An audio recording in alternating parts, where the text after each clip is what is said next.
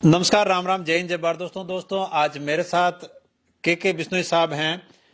समाज सेवी कहूँ, भामाशाह कहूँ या हर तबके के लोगों के दर्द की दवा कहूँ, हर शब्द इनके लिए कम पड़ता है। लेकिन आज हम इनके पास जिस समस्या के बारे में जानने के लिए पहुंचे हैं वो समस्या है बाड़मेर क्षेत्र के अंदर आए दिन होने वाले रोड एक्सीडेंट।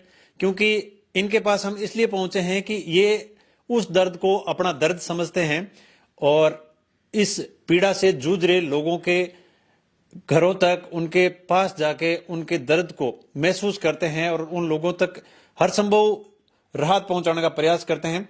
इसलिए उनसे जानने का प्रयास भी करेंगे कि इस प्रकार की घटनाओं के ऊपर अंकुश कैसे लग सके। और हाल ही में कुछ दिन पहले हुए एक एक्सीडेंट के अंदर पूरा परिवार नष्ट हो गया और 7 बेटियां पीछे छूट गई, जिनका अब पालन पोषण करने वाला कोई नहीं है।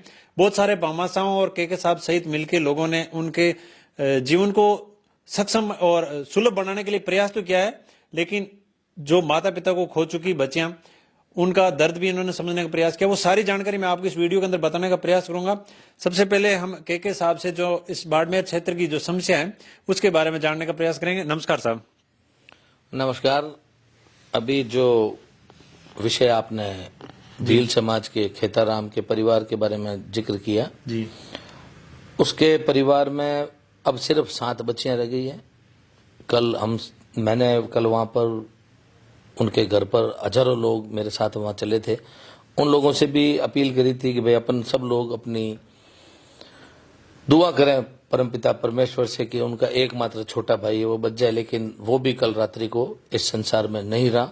मीडिया बंधुओं के सहयोग से ये खबर बहुत अच्छी तरीके से भामाशाहों के पास, कई एनजीओ के पास, कई संगठनों के पास, अलग अलग लोगों ने बड़े दिल से इस परिवार के सहयोग के लिए बहुत बड़ी राशि इसमें उन्होंने उस परिवार के लिए एकत्रित की, उनके बैंक अकाउंट में डाली है। ये आंकड़ा लगभग 2.5 करोड़ से ऊपर हो चुका है। जो बन पड़ा, हमारे भी कुछ सहयोगियों ने मिलकर के कल एक छोटी सी रकम हम लोग भी वहां देखे आए। रही बात अभी जो महत्वपूर्ण विषय है जी, सिणदरी से लेकर के राम जी गोड़ तक हर रोज हम देखते हैं कि उस क्षेत्र के ऊपर आए दिन एक्सीडेंट, रोड एक्सीडेंट सुनने को मिलता है। क्या वजह है कि उस क्षेत्र के अंदर इतने एक्सीडेंट हो रहे हैं? ये मैं स्पष्ट रूप से, अगर इसमें कोई अतिशयोक्ति नहीं है, कि प्रशासन की घोर लापरवाही भी अपन कह सकते हैं। इसमें अपन सड़क के अंदर जगह जगह पर आवश्यकता होने के बावजूद भी या तो स्पीड ब्रेकरों की कमी कह दो, गड्ढों की मरम्मत की कमी कह दो। अभी हाल ही में पिछले 4 महीने पूर्व एक रामजी गोल के पास में एक्सीडेंट हुआ। एक ही परिवार के 8 लोग इस संसार में नहीं रहे।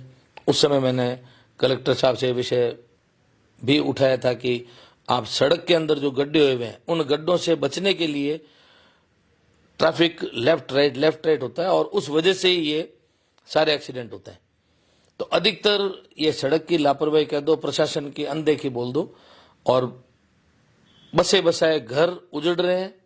सिर्फ छोटी सी लापरवाही की वजह से बहुत बड़ा नुकसान कई परिवारों को उठाना पड़ रहा है और हर महीने उठाना पड़ रहा है।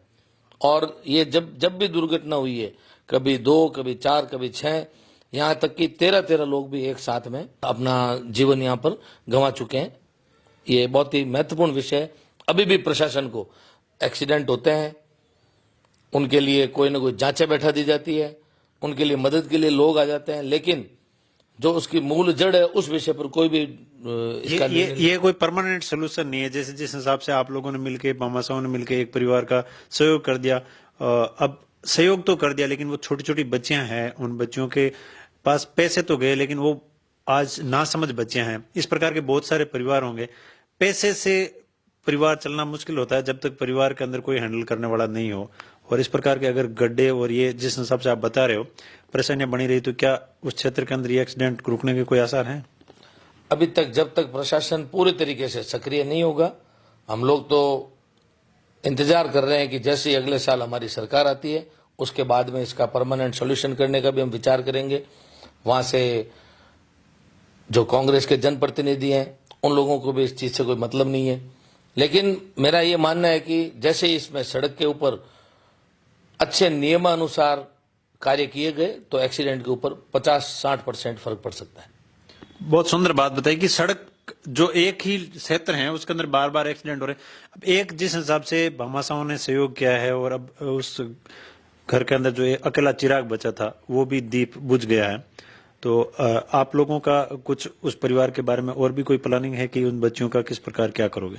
देखिए, वहां के गांव के पंचायत समिति सदस्य हैं दम्बाराम जी श्रवण, कल उन लोगों से वहां पे गांव के दूसरे भी पूर्व पदाधिकारी वालाराम श्रवण और कई अच्छे अच्छे लोगों की एक टीम गठित की गई है। वो टीम इसको संयुक्त रूप से निर्णय लेगी। जब आवश्यकता होगी वो हम लोगों को भी इसके अंदर किस दिशा में किस तरीके से काम करना है ये सलाह वो हम लोगों से भी लेंगे। अभी हाल फिलहाल ये तय किया गया है जो मोटी रकम उस परिवार के मदद के लिए आई है उसकी फिक्स डिपॉजिट अलग अलग साल के लिए बीच में तोड़वाई ना जा सके, लंबी दूरी तक की फिक्स डिपॉजिट का अभी तक सोचा है। और भी क्या क्या उसमें हो पाएगा वो भविष्य के अंदर देखा जाएगा। और एक एक्सीडेंट बहुत चर्चित रहा था जिसके अंदर जिस व्यक्ति को क्लेम मिलना था वो क्लेम नहीं मिलके और जांच बिठाई गई थी। उस जांच का उम्मीद तो ये लगाई जा रही थी कि जिस परिवार का वारिस खोया उसको क्लेम मिलेगा, उसकी बनिस्बत उसके ऊपर वो रिपोर्ट जो है उसके ऊपर ही डाल दी गई।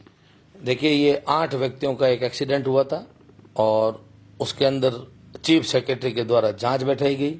जब भी कोई जांच बैठाई जाती है नीचे का प्रशासन जो कि भावनात्मक तरीके से पीड़ित परिवार के साथ में होता है, लेकिन क्योंकि ऊपर से ये दस्तक बजाई गई और मदद कही गई, जांचें खुली और एक व्यक्ति अब बिना क्लेम के परमानेंटली रह गया है। अब उसको कोर्ट का सहारा लेना पड़ेगा, क्या पता कोर्ट से भी क्या निर्णय आएगा।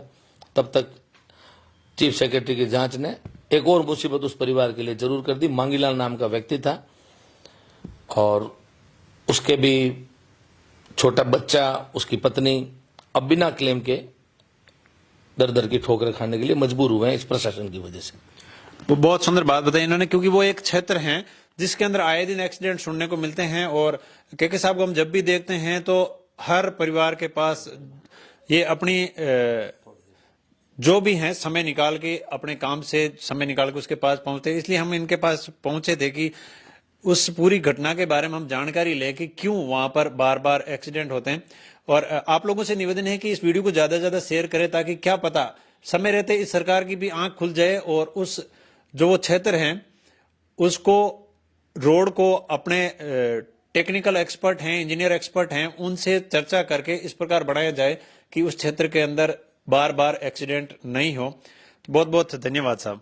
आप आए, लोगों तक ये सारी सूचना बढ़िया तरीके से पहुंचा पाए, सोए हुए प्रशासन की भी शायद नींद खुले और इसमें आपके चैनल का भी, जमसार का भी सहयोग मिलेगा, ऐसी मैं उम्मीद और कामना करता हूं। बहुत बहुत धन्यवाद, आप यहाँ पर पधारे। धन्यवाद साहब। आप दर्शकों को बहुत बहुत धन्यवाद। और दोस्तों ये थे हमारे साथ के बिश्नोई साहब। मैं आपको फौजी भाई फिर हाजिर हूंगा, तब तक के लिए जय हिंद, जय भारत।